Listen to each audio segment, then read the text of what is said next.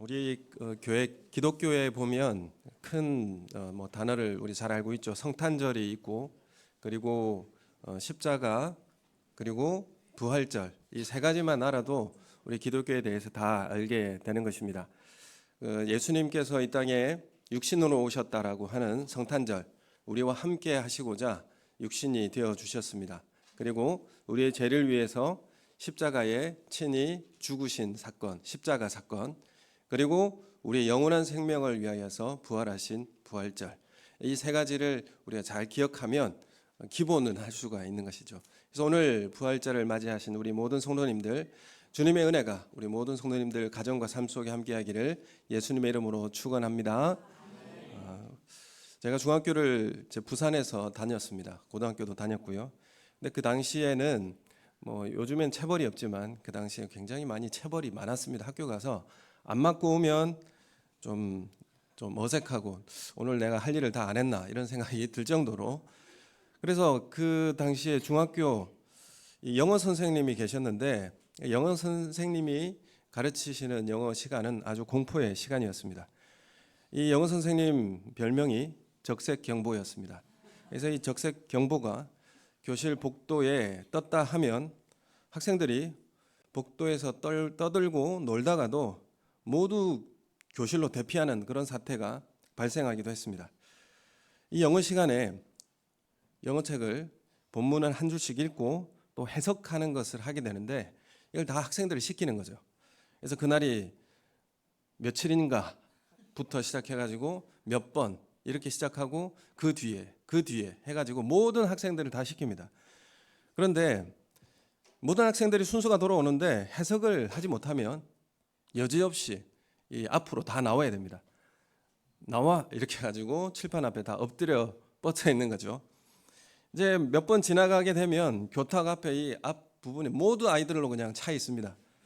그러면 이제 진행이 안 되니까 한 대씩 이제 엉덩이를 맞고 또 들어가게 되고 또 차례를 기다리며 준비하게 되는 거죠. 그래서 이런 공포스러운 차례가 오기 때문에 모든 학생들은 뭐만 바라보고 있느냐 하면 교실 벽에 있는 시계만 바라봤습니다. 그런데 수업이 끝나는 종이 울리는 순간 선생님의 위세를 멈추게 하고 학생들의 얼굴에는 안도의 화색이 선사해지게 되었습니다.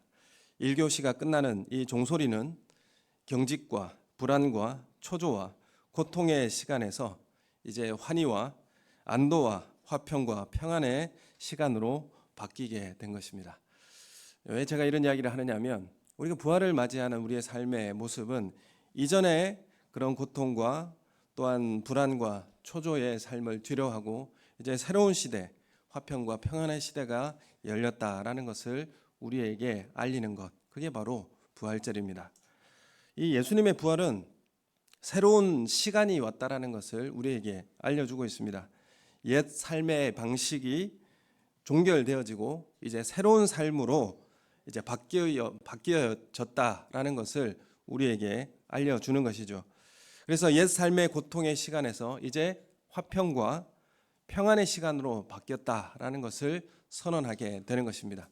그래서 구원받은 우리 성도들은 이러한 새로운 삶을 살아가는 그런 시대가 열렸다라는 것을 우리에게 말씀하고 있는 것입니다. 전에도 말씀드렸지만 인간이 하나님의 형상으로 만들어졌다, 창조되었다라는 것은 하나님의 뭘 닮았다라는 것입니까? 우리의 어떤 모습이 닮았다라는 것이 아니라 하나님의 공동체적 속성을 닮았다라는 것을 의미합니다. 하나님은 삼위 하나님으로 함께 계시거든요. 삼위 하나님은 세 분이 계시다는 거죠. 그래서 삼위 하나님이 한 분으로 우리 가운데 존재하시는데 공동체성, 그것이 바로 우리의 형상을, 그 하나님의 형상 우리가 닮아 있다라는 것을 말씀하고 있습니다. 이 말은 무슨 말이냐면 혼자 자족하지 않고 서로 사랑을 주고받으며 살아가는, 그래서 그 관계를 통해서 삶의 의미와 행복을 발견하는 그런 존재라는 것입니다. 그래서 하나님의 이 형상을 닮아 있다면 우리도 서로의 관계를 통해서 삶의 의미와 행복을 발견하게 되는 존재라는 것입니다. 그래서 하나님은 이 사랑의 관계를 통해서 의미와 또한 가치를 발견하게 됩니다. 그래서 우리도 혼자 있을 때보다 사랑의 공동체로 있을 때 뭐가 나타나냐 하면 하나님의 형상이 우리 가운데 나타나게 되는 것입니다. 오늘 부활절 맞이하셔서 우리 공동체 가운데 이 사랑의 공동체로 회복되어지고 그 부활의 기쁨이 우리 공동체에 함께하기를 예수님의 이름으로 축원합니다. 우리 유복동 집사님이 지금 사진을 많이 찍고 계시는데 집사님 앞에서도 좀 찍어주세요. 이쪽에 강단에 올라와서 찍으셔도 됩니다. 모른 척 할 테니까 다 이렇게 오셔가지고 얼굴도 다 찍어주십시오. 알겠죠? 예. 우리가 이 인간이 하나님의 형상으로 만들어졌다. 이것은 하나님의 형상이라고 하는 것이 어떻게 드러나는가? 우리가 공동체의 관계를 통해서 드러나게 되어 있습니다. 우리가 함께 모여서 어떤 관계를 가지고 살아가느냐, 이것을 통하여서 하나님의 모습이 우리를 통하여서 증명되어지고 드러날 수 있게 된다는 것입니다. 그래서 인간이 아무리 물질적인 조건이 좋아도, 좋은 집에 산다고 할지라도, 좋은 차를 타고 다닌다고 할지라도 관계가 좋지 못하면, 가정의 관계가 좋지 못하면 행복할 수도 없고 의미도 찾을 수가 없는 것입니다. 그래서 인간은 혼자 살 수 없다고 합니다. 혼자 살 수 없는데, 그런데 함께 사는 것도 쉽습니까? 혼자 사는 것도 어렵다고 하는데, 그렇다면 함께 사는 것은 쉽습니까? 함께 사는 것도 사실 쉽지 않습니다. 함께 사는 곳에는 항상 갈등이 있는 것이죠. 함께 사는 데는 어려움이 있습니다. 그래서 부부 갈등도 있고, 부모 자식 간의 갈등도 있고, 노사 갈등도 있고, 남녀 갈등도 있고, 국가 간의 갈등도 있는 것입니다. 함께 살아야 하는데 왜 그러면 함께 사는 것이 힘듭니까? 함께 사는 것이 스마트폰 때문에 힘듭니까? 함께 사는 것이 돈 때문에 힘들까요? 여러분, 성경은 이 함께 사는 것이 힘들다는 것을 성경은 죄의 문제라, 타락이라, 타락 때문이다, 이렇게 우리에게 알려주고 있습니다. 그래서 이 죄라고 하는 것이 어떤 것인가라고 할 때에 나쁜 짓을 말하기 이전에 창조주 하나님을 신뢰하지 않는 것, 그것이 바로 죄입니다. 그래서 하나님 아버지의 그늘 아래에서 보호받고 살기 싫다라고 하는 선언, 그게 바로 죄라는 것을 우리에게 알려주고 있습니다. 그래서 하나님께서 다스리고 통치하시는 그것이 싫고 나를 위해서 그렇게 다스린다라는 것이 마음에 들지 않는 것입니다. 그게 신뢰가 깨어지고 믿음이 깨어지자 뭐가 깨지냐면 하나님과 우리의 관계가 깨어지게 되는 것입니다. 하나님과 분리되면 그래서 반드시 죽게 됩니다. 하나님과 관계가 깨어지니까 하나님과 분리가 되어지게 되고, 하나님과 분리되어지니까 죽음이 우리 가운데 오게 되었습니다. 생명의 근원에서 떨어지기 때문에 우리는 죄 때문에 죽게 된 것입니다. 그래서 죄는 근본적으로 뭐라고 말씀드릴 수 있냐면 관계의 파괴라, 이렇게 말씀드릴 수가 있는 거죠. 죄의 문제 때문에 우리의 관계가 파괴되어지고, 그래서 함께 살기가 너무 어려운 것입니다. 하나님이 사랑으로 창조하셨는데 그 하나님의 사랑과 뜻을 의심하고 하나님께 불순종함으로써 관계가 파괴되고, 그것 때문에 사람들 사이도 관계가 파괴된 것입니다. 아담과 하와가 서로 의심하고 책임을 전가하고 서로 손가락질하고 가인과 아벨 형제 간의 미움과 분노로 살인을 하였습니다. 이렇게 관계가 계속 파괴되어지는 이런 형국을 우리가 보게 됩니다. 이 관계의 파괴가 가져온 온 인류의 고통을 우리에게 말씀하고 있고, 이 고통이 우리에게도 지금 들어와 있습니다. 그래서 이 죄의 결과가 관계의 파괴라고 한다면, 그러면 죄를 용서받고 구원받는다라는 것은 어떤 의미겠습니까? 관계의 파괴에서 관계의 회복으로 간다라는 것을 뜻하는 것입니다. 그래서 우리가 구원받았다라고 하는 것은 관계의 회복에 되었다, 이런 의미로 말씀드릴 수 있는 것이죠. 그래서 1차적으로 구원받았다라는 것이 천국 가게 되었다라고 생각하는 것은 단편적인 것이고요. 그래서 우리가 구원받았다라고 하는 것은 관계가 다시 회복되어졌다. 1차적으로 하나님과의 관계가 회복되었고 그리고 우리 서로의 관계가 회복되었다. 이렇게 우리가 알 수가 있는 것입니다. 예수님께서 이 십자가를 통해서 우리를 위해 대신 죽어 주심으로 하나님과 우리의 관계가 다시 회복되어지고 하나님과 관계가 화해가 이루어지게 된 것입니다. 그래서 우리가 하나님과의 관계가 깨어져서 우리가 죽어야 되는데 예수님께서 우리를 대신하셔서 죽어 주심으로 대신 죽으심으로 화해의 제물이 되어 주셔서 하나님과의 관계가 회복되게 된 것입니다. 그래서 우리는 서로 또한 관계가 회복되게 되는 것입니다. 그래서 예수님을 십자가의 죽으심을 뭐라고 부르느냐면 어떤 제물이 되었는가 하면 화목 제물이 되었다. 이렇게 우리에게 알려주고 있습니다. 그래서 하나님과 우리 사이의 죄를 용서받고 구원을 받아 관계가 회복되는 것, 이것이 복음이라 이렇게 말씀드릴 수 있는 것이죠. 하나님과 우리의 관계가 회복되어지고 우리 서로의 관계가 회복되는 것, 이것이 바로 구원이요 또한 복음이라 이렇게 말씀드릴 수가 있는 것입니다. 여러분, 그러면 구원받은 우리 성도들은 그럼 어떻게 살아야 하겠습니까? 이것을 로마서에는 우리에게 분명하게 알려주고 있습니다. 로마서에서 보면 구원이라는 것을 그것이 무엇인지를 차근차근 설명해주고 있습니다. 로마서 1장에서 4장까지 보면 믿음으로 구원받는다라는 것을 우리에게 알려주고 있습니다. 로마서 1장부터 4장까지 보면 구원은 어떻게 얻는가라는 것을 믿음으로 구원 얻는다 이렇게 설명하고, 그럼 구원 얻었으면 5장부터는 그 삶이 어떻게 진행되는가를 우리에게 알려주게 되거든요. 그래서 그 삶을 구원받은 사람은 그럼 어떻게 살아야 하는가라는 것을 우리에게 알려주고 있는데 5장 1절 말씀 우리 함께 같이 자막을 통해서 같이 읽겠습니다. 시작. 그러므로 우리가 믿음으로 의롭다 하심을 받았으니 우리 주 예수 그리스도로 말미암아 화평을 누리자. 오늘 여기 말씀해 보면 1장부터 4장까지 우리가 구원을 받았어요. 그럼 5장부터는 그러면 어떻게 살아야 되는가? 우리가 믿음으로 의롭다, 구원을 받았으니 그럼 우리가 어떻게 가야 됩니까? 예수 그리스도로 말미암아 화평을 누리는 삶을 살아야 한다. 이렇게 5장부터 이 삶을 소개해주고 있는 것입니다.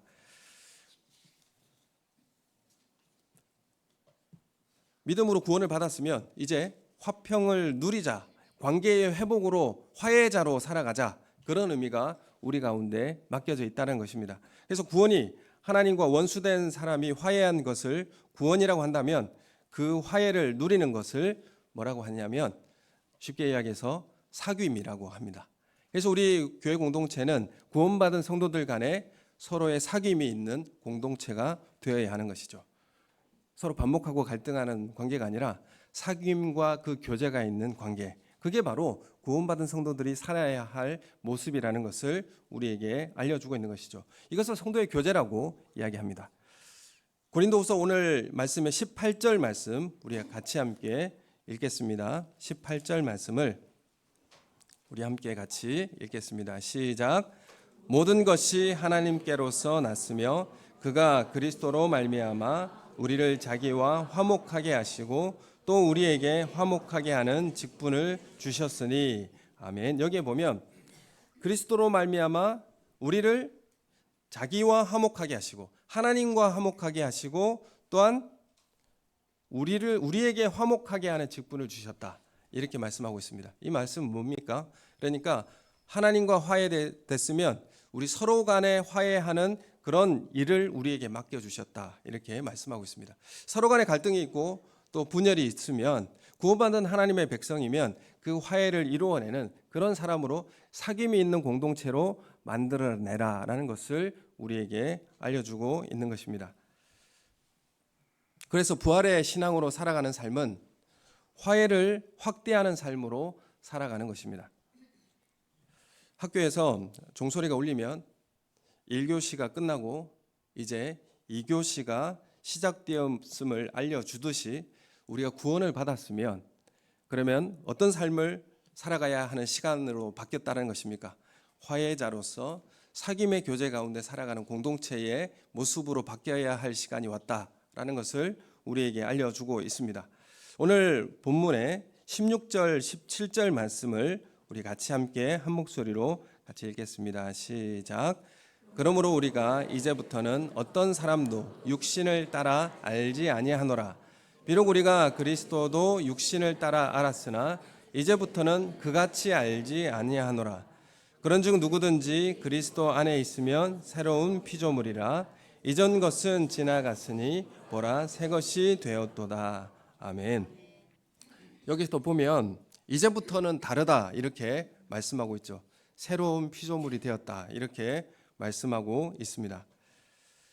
부활의 아침이 되었을 때 우리 삶에는 인생의 이교시가 시작된 것입니다. 새로운 삶을 살아야 합니다. 새로운 삶을 어떻게 살아야 할 것인가 라는 것을 우리에게 알려주고 있죠. 이제부터는 모든 것이 전과 같지 않습니다. 예수 그리스도 때문에 옛것은 지나갔고 모든 것이 새로워지게 되었다라는 것을 말씀하고 있는 것입니다. 우리 15절 말씀을 우리 함께 같이 읽겠습니다. 15절 시작.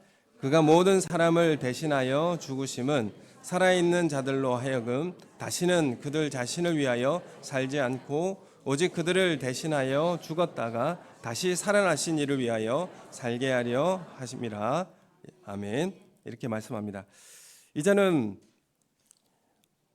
나를 위하여 살지 않고 이제는 오직 그들을 대신하여 죽었다가 다시 살아나신 이를 위하여 살게 하심이라 이렇게 말씀하고 있습니다. 새로운 인생의 이교시는 어떻게 살아가야 할 것인가, 부활의 아침을 경험한 우리는 어떻게 살아가야 할 것인지를 우리에게 말씀하고 있습니다. 나와 하나님과 화해되었고 그리고 우리 서로가 화해된 공동체가 필요한 것이죠. 여러분, 이 우리가 서로 화해된 공동체라는 게 어떤 기관이 되어야 되겠습니까? 그건 교회가 되는 것입니다. 하나님과 우리가 화해되고 우리 서로가 화해된 공동체, 그 공동체는 교회가 되는 것입니다. 그래서 이 교회를 통해서, 이 화해된 공동체를 통해서 세상에 뭘 주게 됩니까? 화해와 화평을 주게 되는 길을 걷게 되는 것입니다. 그래서 교회가 세상에 소망이 될 수 있게 되는 것입니다. 우리 요한일서 1장 3절의 말씀을 우리 같이 한 목소리로 같이 읽겠습니다. 시작. 우리가 보고 들은 바를 너희에게도 전함은 너희로 우리와 사귐이 있게 하려 함이니 우리의 사귐은 아버지와 그의 아들 예수 그리스도와 더불어 누리님이라. 아멘. 그래서 여기에 보면 너희에게도 이 복음을 전하는 것은 띄워주십시오. 너희에게도 복음을 전함은 너희로 우리와 사귐이 있게 하려 합니다. 우리의 사귐은 아버지와 그의 아들 예수 그리스도와 더불어 누립니다. 이렇게 말씀하고 있죠. 우리의 신앙이라고 하는 것은 하나님과의 사귐입니다. 우리의 신앙이라고 하는 것이 하나님과의 사귐의 교제예요.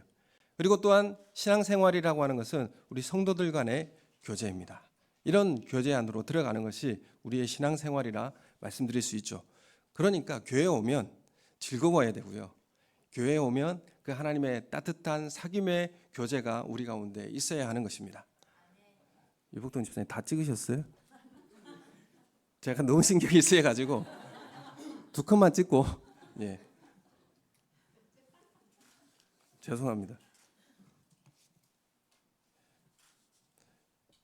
그래서 우리가 삼위 하나님께서 그 세 분의 삼위의 교제가 있는 공동체잖아요. 우리도 마찬가지로 그 사귐의 교회의 공동체로 만들어 나가는 것, 그게 바로 우리의 인생의 구원을 경험한 사람이 살아야 할 삶의 모습인 것입니다. 그래서 이전에 우리는 어떻게 살아왔습니까? 옛사람의 모습은 내 이익과 내 안전을 위해서 살아갔고 또 내 힘과 내 자원을 축적하고 쌓기 위해서 살아왔습니다. 돈을 축적하고 힘을 쌓기 위해서 살아왔습니다. 그래서 하나님과 분리되고 관계가 깨어지게 된 것이죠.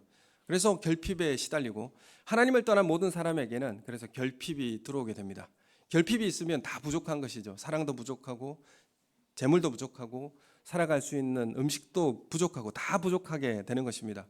그래서 부족하니까 어떻게 합니까? 빼앗고 착취하고 경쟁하고 다투는 일들이 일어나죠. 이게 하나님과 분리된 우리에게 일어나는 현상인 것입니다. 그런데 예수 그리스도의 십자가의 죽으심과 부활을 통해서 우리가 하나님과의 관계가 회복되어지고 관계가 좋아졌고 화해됐으면 하나님의 자원을 우리가 다 공급받고 넉넉해지고 부자가 되는 것입니다.